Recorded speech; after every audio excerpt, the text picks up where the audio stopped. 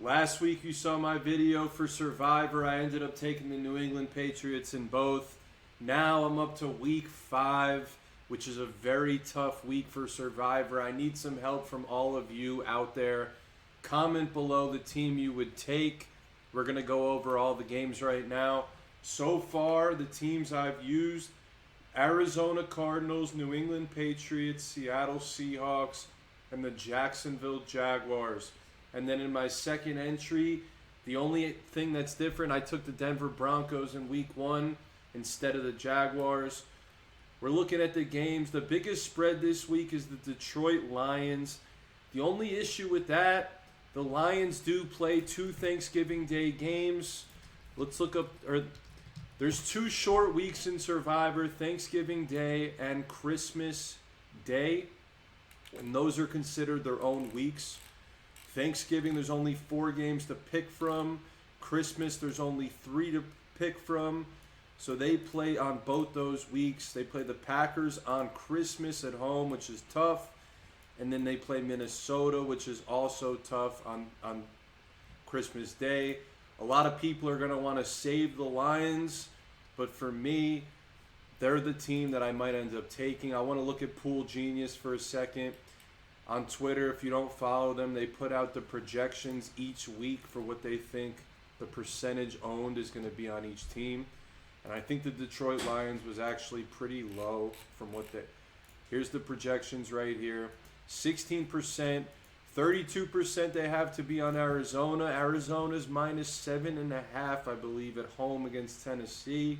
I already used Arizona.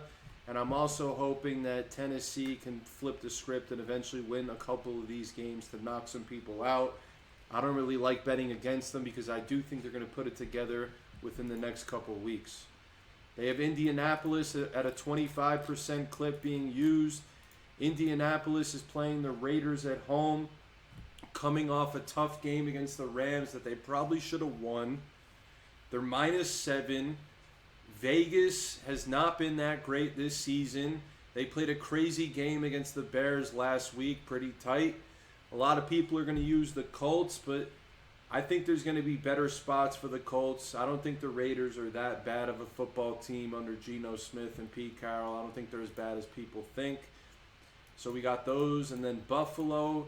Some people might end up taking the Buffalo Bills. The Bills do not play on any short weeks. The Bills are -7.5 this week against New England.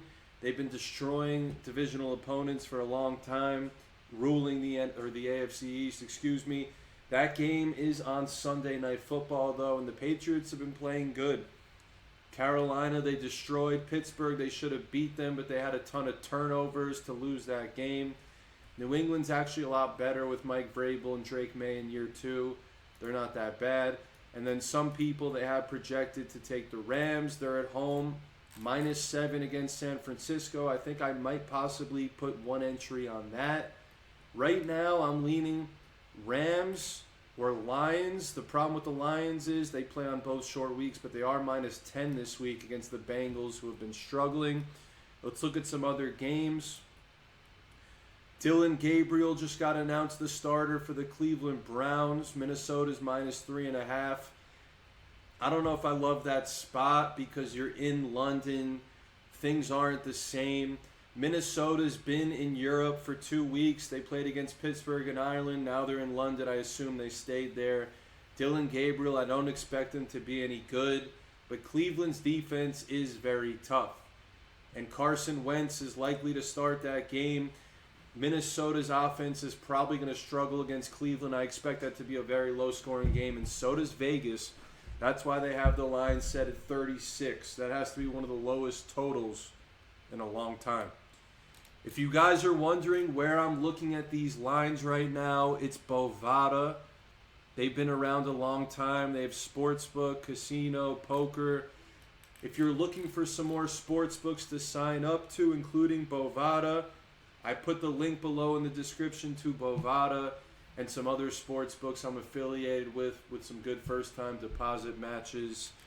So check those out. Let's look at some other games. Cowboys, Jets, probably one to stay away from. Broncos, Eagles.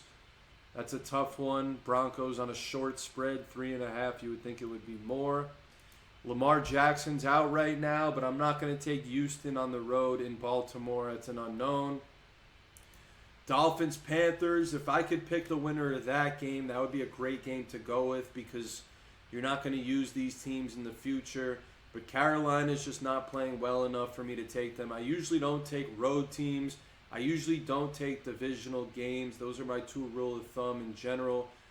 It is kind of contradicting because the Lions are on the road, but they are the biggest spread of the week. The Giants are playing at the Saints. A little bit of a sketchy spread there. I'll probably stay away.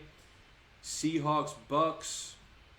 Very up for grabs. Tough game. I already used Seattle as well.